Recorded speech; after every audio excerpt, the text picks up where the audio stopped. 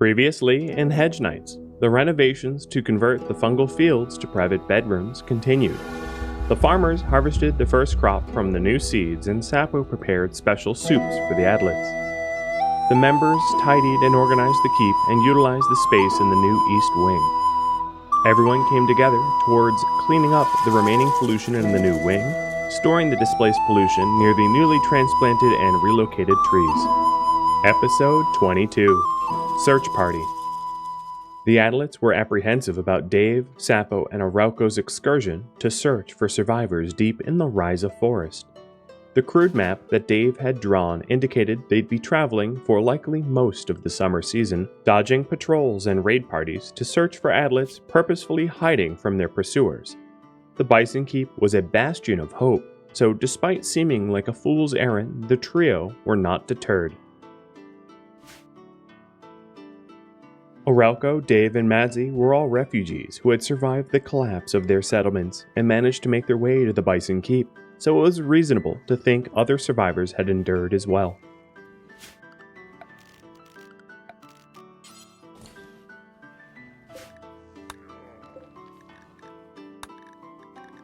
The trio wanted to make the most of the summer season, usually easiest to travel, despite the fact that the renovations were not yet finished. One of the bedrooms was still heavily polluted, and the second phase of the renovations hadn't even started, but the other Adlets reassured the trio they could handle the extra workload.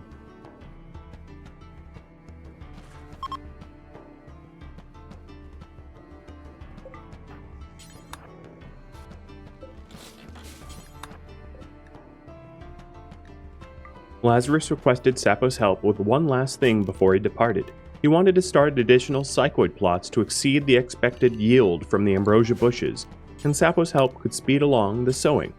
Sapo didn't mind at all, as he missed sipping the tea to alleviate the aches and pains of farming.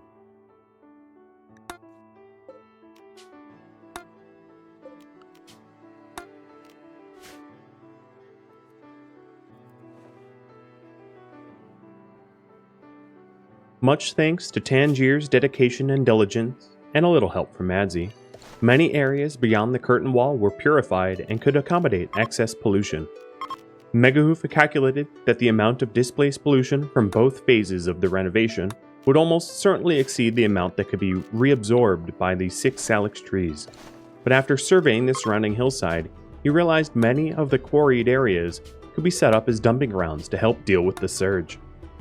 He did warn everyone that depending on weather conditions and whether or not smog rolled into the glade, it was very likely some of the clean pollution would decay and creep back into the keep walls, but given enough time, the 6 salix trees would eventually be able to absorb the excess.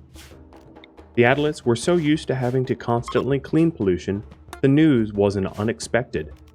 If Adlets were lucky enough to avoid blight and fires harming the ambrosia and psychoid, it was likely many more salix trees could be relocated to the glade soon, and that possibility would mean a truly purified glade.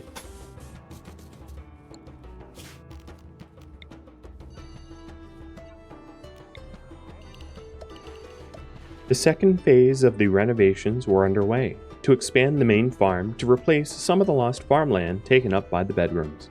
The scope of the farm expansion was limited to account for all of the excess pollution it would displace, but it would allow for more apple trees, hillroot, and wheat. The apple trees and hillroot endured cold temperatures quite well, and the farmers hoped the extra wheat could be sown quickly so it would be ready for harvest before winter's first frosts.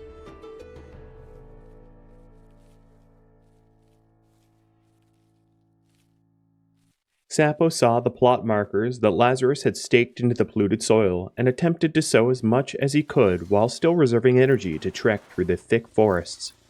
He felt particularly energized from the new diet of soup, bread, ale, and mead, and it even occurred to him that perhaps the Adlets back in the coastal towns were sluggish and lazy not because of a lack of ambition or aspirations, but simply because polluted fish and cave fungus was not nourishing enough to sustain Adlets well. In either case, he blitzed through the soil and managed to sow more than an entire field in a morning, and couldn't wait to surprise Lazarus with how little he'd have to do.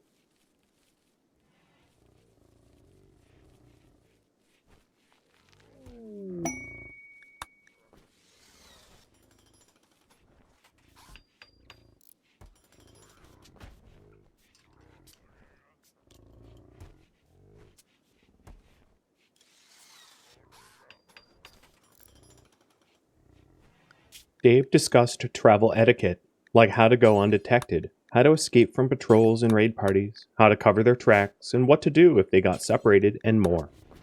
He told the other adlets what their rough plan was, to travel out towards the 3 fallen settlements, searching for signs of survivors, but not searching the ruins themselves, as they were likely patrolled by visitors.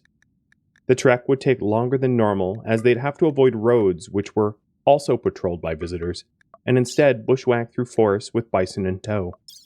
They would do their best to return before the 1st of autumn, but given they only had crudely drawn maps, the others should not send anyone out to find them if they did not return on time, as they'd be covering their tracks, and the loss of foliage in late autumn made staying hidden in the forest far more difficult and therefore dangerous.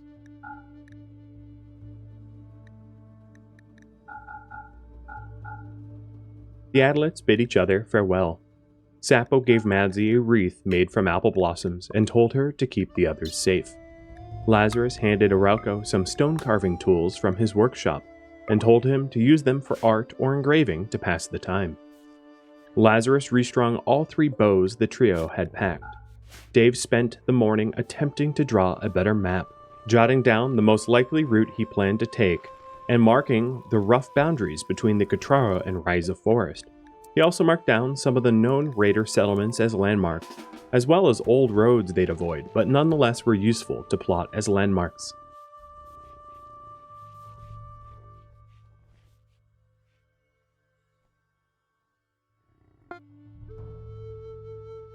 The trio crested the hills west of the keep and vanished into the horizon.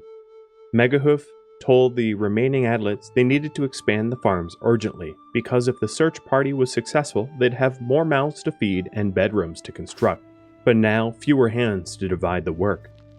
Megahoof planned to retire researching for the summer to work as the keep's cook and aid in all of the menial tasks needed to maintain their home.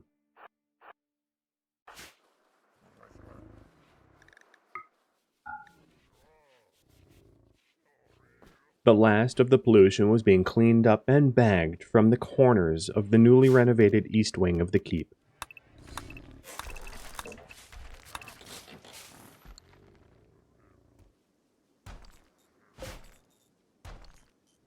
The old boundary wall of the main farm was ready for dismantling. The next task of purifying the soil by hand would be far more time-consuming, and once that was done, they could till the soil and sow the fields.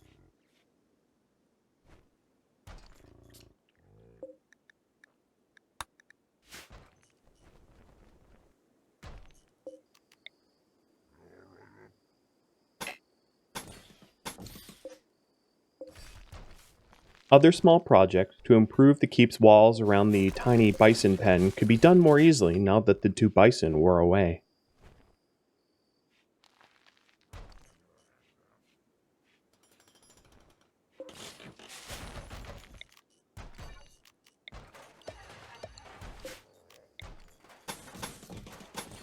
With the abundance of slate, some of the old timber walls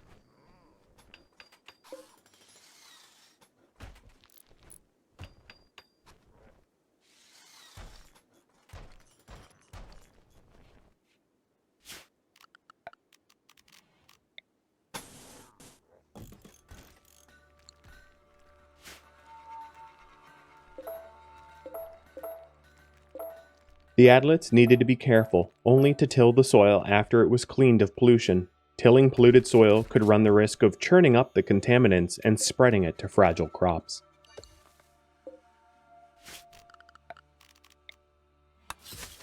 The trio departed the Catrara forest to enter the temperate plains of the eastern Ryza forest. Dave had planned with Sapo and Megahoof to explore outside the Catrara forest while noting the differences in trees, plants, and animals, and also practicing Dave's cartography skills to chart the area around the keep more fully. The keep was nestled in between 2 small boreal mountain ranges to the east and west. To the north was the vast Catrara Desert, formed as a result of the Catrara peaks that blocked most of the moisture from storm systems. The nearly inhospitable desert to the north and jagged terrain east and west of the keep acted as geological barriers for their home, and as a result was less frequented by raiders than the rest of the greater Ryza forest. One obvious difference Sapo noticed immediately was the lack of salix trees. The Rhizah forest had almost no salix trees growing, and the further south they traveled, the more rare they became. For Sapo, this revelation was crushing. He had hoped to caravan hybrid extract treated trees back to Hilanora Island where the coastal communities lived, in hopes to purify their original home. But if the trees couldn't survive in warmer climates, they'd have to find an alternative solution. Some of the loaves of bread were starting to go stale on the pantry shelves. Meguhoof told the other adlets he'd resume stewing soups and baking fritters once the bread was eaten, so as to not waste any food.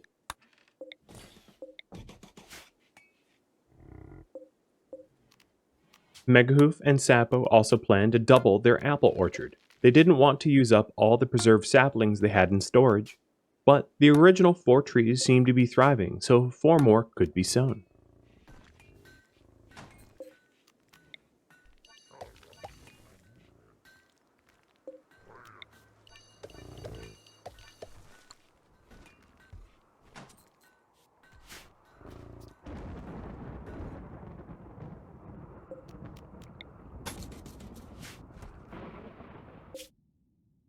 Dave let Arelco and Sapo know that they were approaching an old road frequented by visitors that led to a raid camp nestled in the hills to the north.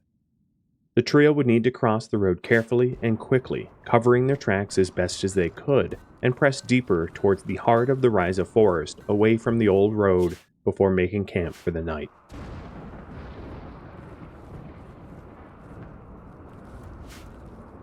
A dry thunderstorm rolled through the glade, and Lazarus worried about lightning strikes hitting the salix trees or farmland.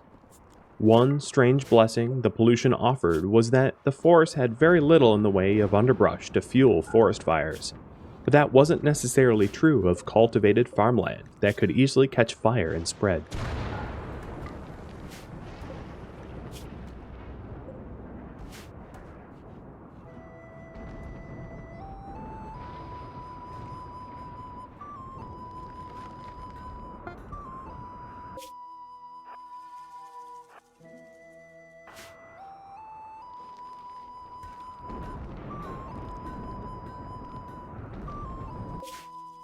The search party had quickly crossed the patrolled stone road with no incidents, but they did see evidence of fresh boot prints and knew not to linger.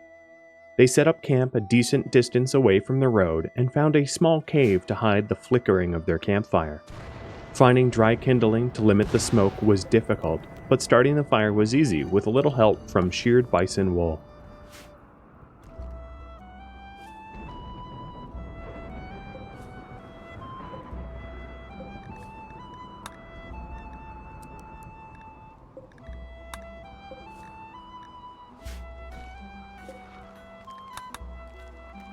A deluge of cool summer rain drummed off the slate roofs of the keep. The heavy rain was collected in barrels and cisterns to be used to water crops during dry spells and to boil for tea, beer, and ales. The steam geyser chimney flooded, and water seeped out into the eastern wing. Once the rain cleared and mud dried up, Judea could build a channel to funnel heavy rainwater out towards the farm rows for extra irrigation. The adlets enjoyed Megahoof soups and fritters as they gazed out on the rain-soaked hillsides, imagining days where the twisted ripthorn would be replaced with wildflowers and grasses instead.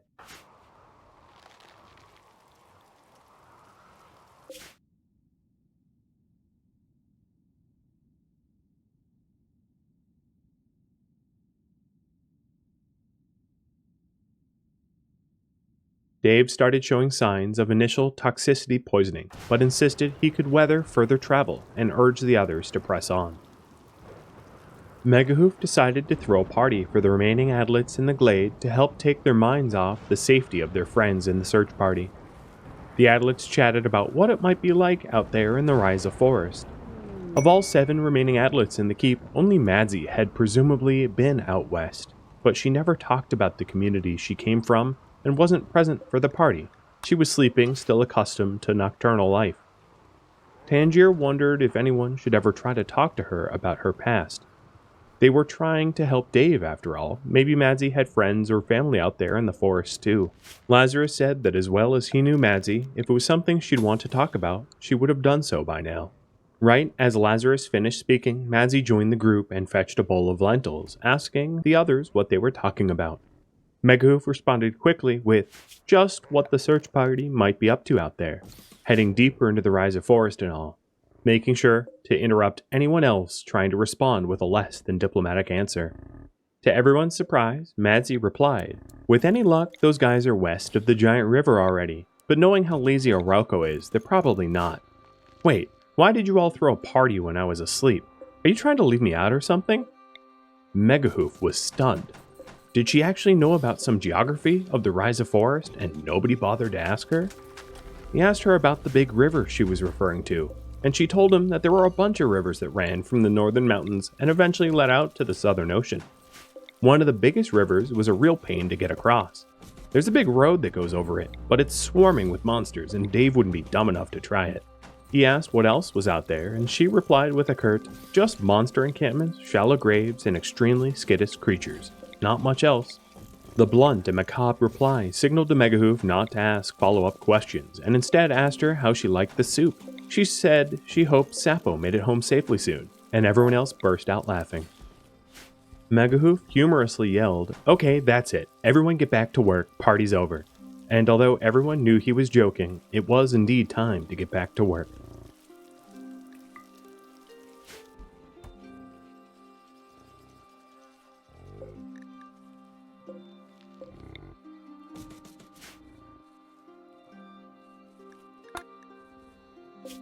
Prophetically, Madsy had indeed predicted exactly what the search party was up to, trying to figure out how to ford the river safely. The current was fast, but the water was fairly shallow. Dave and Sapo spent several hours cutting trees to fashion a simple raft, while Arauco collected ripthorn fibers to weave into simple rope. The three made setting poles they could use to push the raft across the river. He thought it would be more reliable than trying to paddle. After a day's worth of effort, the trio had forded the river safely with the bison in tow.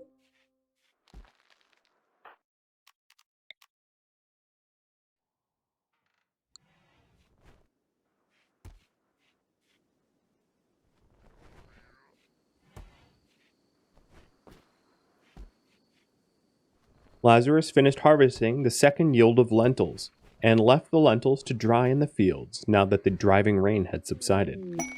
The other adults collected the dried lentils to store them for Megahoof's lackluster cooking. They were actually happy he still attempted to make lentil soup and pumpkin fritters. Even overboiled soup or burnt fritters were still leagues better than meals of fungus.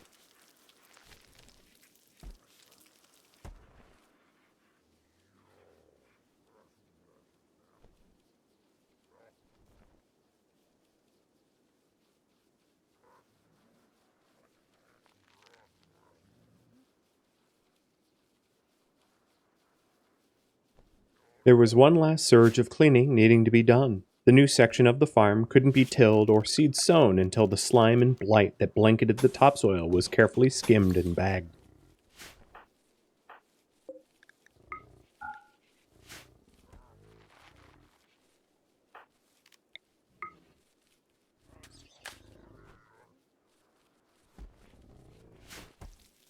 Megahoof was impressed how much farming Lazarus was able to do, even in Sapo's absence.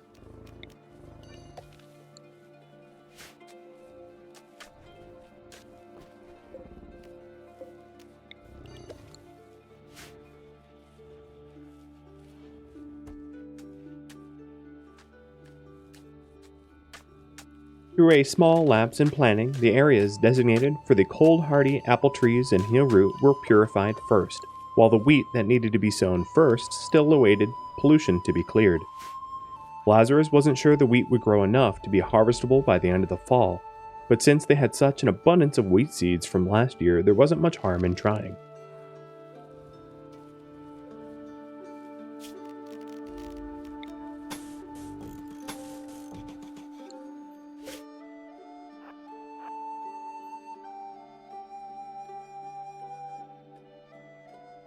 Dave told Sapo and Arauco that they were making fairly good time and were about halfway to the closest fallen settlement.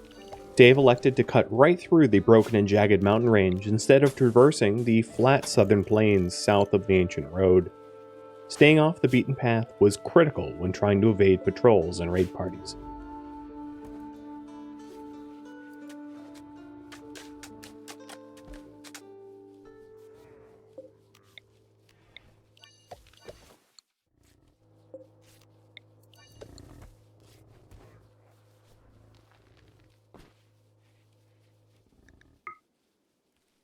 After several long days of grueling work, the second phase of the renovation was nearly finished. The summer days were getting hotter, and the heat seemed to exacerbate polluted winds, making every hot summer day feel like a small taste of noxious smog.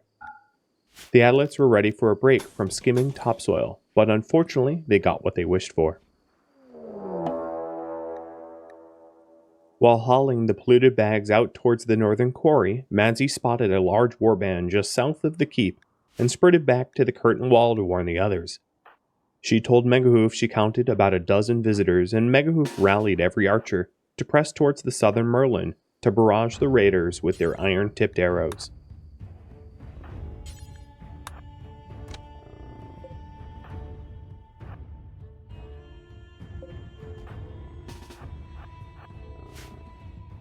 Lazarus grabbed his blade and headed towards the main gate, listening intently for shouted orders from his brethren.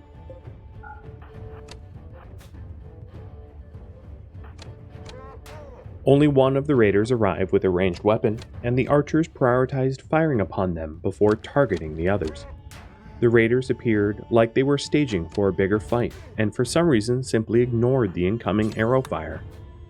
As confusing as it was for the enemies to be ignoring dozens of arrow strikes, it gave Madzi a great opportunity to practice archery without the immediate stress and pressure of danger.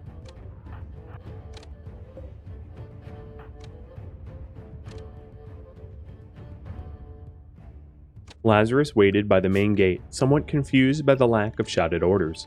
He could hear the others shouting commands with hints of confusion, but stayed on task and was ready to cut the retention ropes of the main gate if they needed to be closed in a hurry. Under normal circumstances, the archers would have been worried about enemies ignoring wounds like maniacs. Megahoof reassured the others just to keep firing, and speculated that it was just some sort of sadistic punishment or battle ritual they had never seen. Whatever the case might be, the solution remained the same.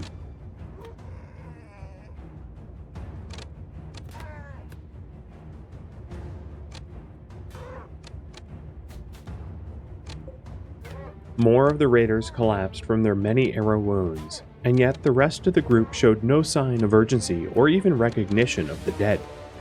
Perhaps the toxic pollution affected the raid much the way it does the waste rats and raccoons, Megahoof thought. As far as the Adlets knew, the raiders were immune to the pollution. Their corpses never showed signs of toxicity, but he couldn't muster a better answer. Finally, the raiders approached the southern Merlin, but having been so badly wounded, they posed virtually no threat to the well-supplied bowmen.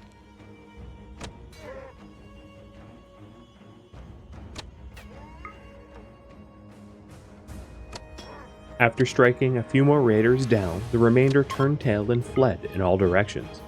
The Adlets were bewildered by the strange lack of coordination or even complete disconnection from reality, but were happy that the large raid party was defeated without having to risk injuries. The keep defenders wondered if the search party were healthy and safe, while the trio themselves were heading deeper into the rise of forest, carefully avoiding roads and flatland, sticking to rocky terrain to hide their tracks. Thank you for watching Hedge Knights, Episode 22, Search Party. If you would like to support me as a content creator, please consider liking, subscribing, and sharing this content with your friends. If you would like to become one of my Patreon patrons, a link to Patreon can be found in the description of this video, as well as a link to Discord if you want to join my gaming community. Thank you so very much for watching, and a special thank you to my Patreon patrons. I hope to catch you next episode. Farewell, my fellow Adlet.